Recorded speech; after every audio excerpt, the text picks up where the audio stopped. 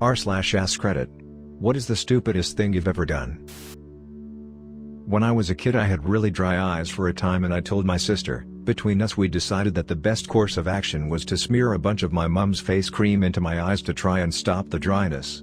This, of course, went as well as you'd expect and my eyes immediately went red and swollen, and since I couldn't blink away the thick layer of cream straight away I was convinced I was blind forever and went blundering out into the hallway crying and made it halfway down the stairs before I tripped and fell.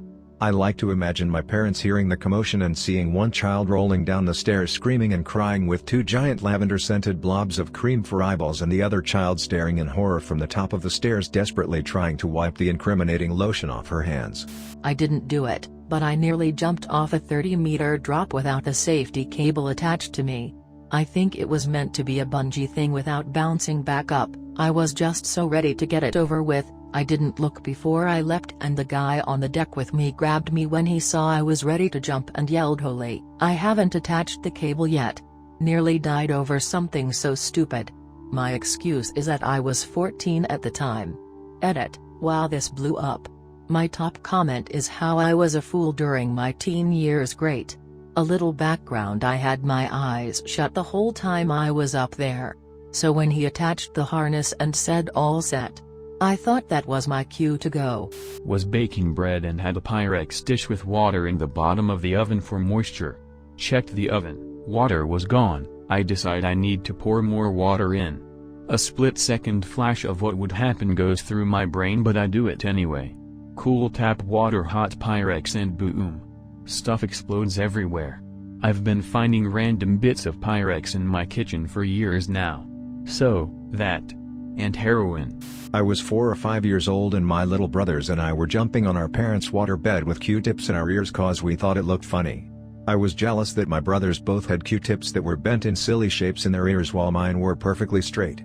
I jumped off the top of the headrest and landed ear first on the bed in an attempt to bend my Q-tip more than theirs to assert dominance as the eldest brother. Q-tip pierced through my eardrum and went all the way inside my ear. Looking back, I don't think I've ever heard of anyone doing anything stupider than that in my whole life. We got drunk at some chick's house who I'd never met before.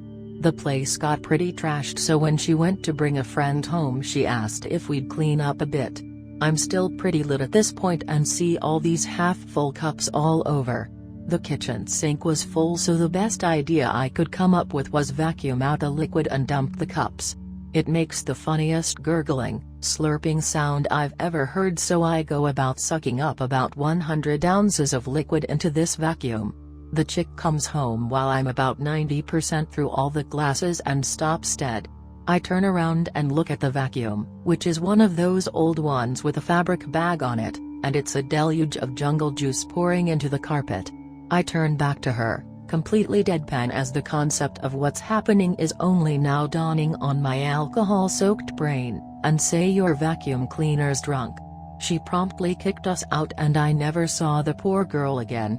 Moral of the story: don't let 16-year-olds get drunk at your house. When I was 14 I was starting to get these pains in my stomach.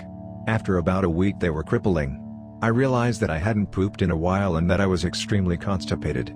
I took OTC laxatives but they didn't do anything. Eventually I go to the hospital and they're trying to figure out why I can't poop.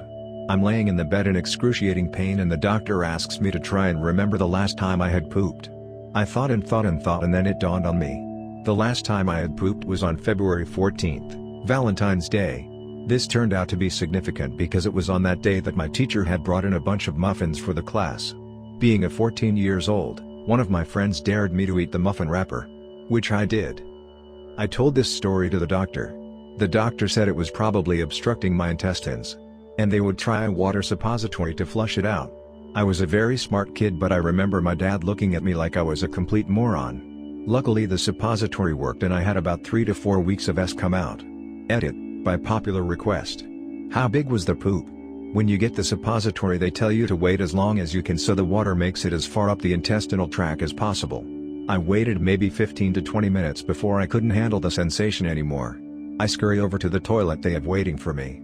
I notice that it's quite tall and probably twice the volume of a normal toilet. I probably sat on that sucker for a good 30 minutes of near constant expulsion. Unfortunately this is 2004 and I didn't have anything that could take pictures. but I seem to remember the toilet being about 1/3 half full. So if you do the toilet math, that's like filling a civilian toilet. And yes, it was quite nice, minus all the sweeting.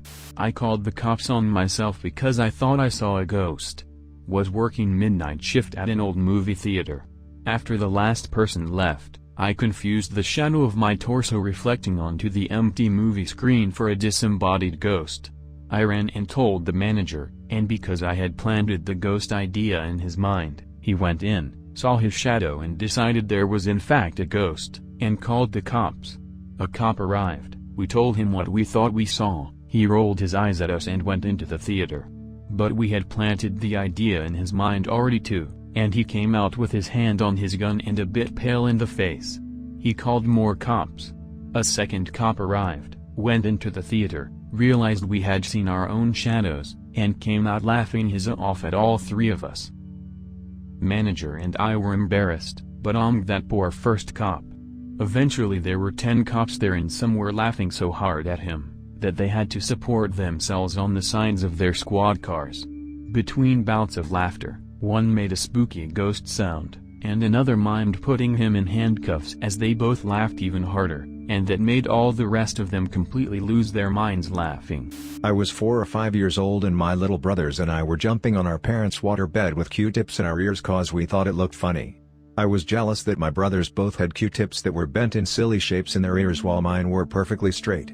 I jumped off the top of the headrest and landed ear first on the bed in an attempt to bend my Q-tip more than theirs to assert dominance as the eldest brother.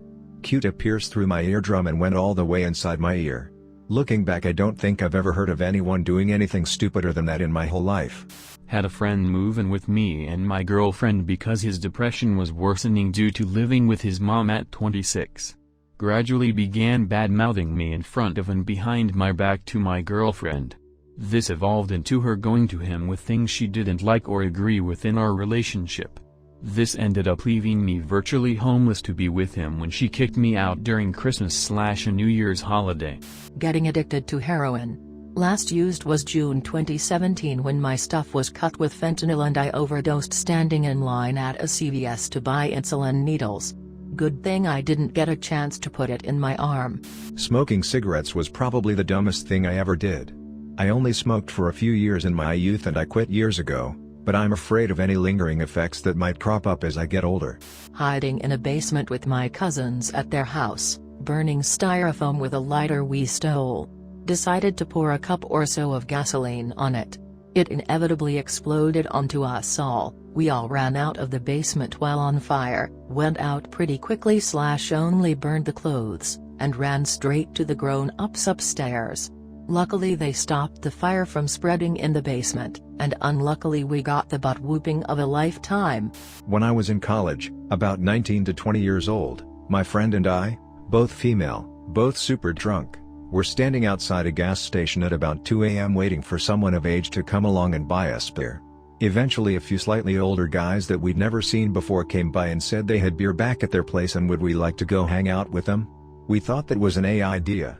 They then said the best way to get to their place was a shortcut through the woods behind the gas station. After zero thought whatsoever, we said, lead the way. Remember, this was in the middle of the night and we're really drunk. This was also pre-cell phones. So, off we go into the woods with these strange men. There's not much more to the story other than we made it out of there a few hours later without getting Law & Order SVU'd. And interestingly, both my friend and I actually went on to date 2 of the guys for a while. But seriously, people, don't follow strange men into the woods in the middle of the night. Went on a 20+ kilometer hike in 45°C weather in Oz in August by myself on 2 hours of sleep. Thank God I had lots of water.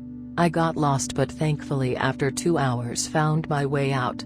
I have been sleeping for 4 hours max the last 4 days, and the day before the hike I slept 2 hours. Dumbest thing I have done so far. I have a friend who was messing around with pipe bombs. He and another friend decided to skip school for the day and turn CO2 cartridges into mini pipe bombs. He filled up a cartridge with gunpowder and inserted a model rocket igniter into the hole. This is where it gets really dumb. Generally he used a 9-volt battery connected using about 50 feet of wire as the ignition source. It worked, but the resistance of the wire delayed ignition by several seconds as the igniter had to heat up. He decided there was a better way. This time he used very short sections of wire and made a rudimentary switch using a piece of paper and 2 wires. When the wire is pulled out, the contacts touch and kaboom. For whatever reason, he attached the battery wall in his kitchen and picked the device up to carry it outside. While he was carrying it, the paper slipped and the device went off.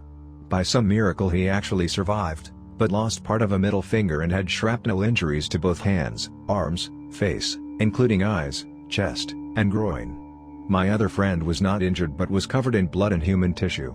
He rushed his injured buddy to the hospital and in the process nearly ruined his car's interior. The bomb squad ended up arriving and confiscating the rest of the powder-filled cartridges along with the other supplies.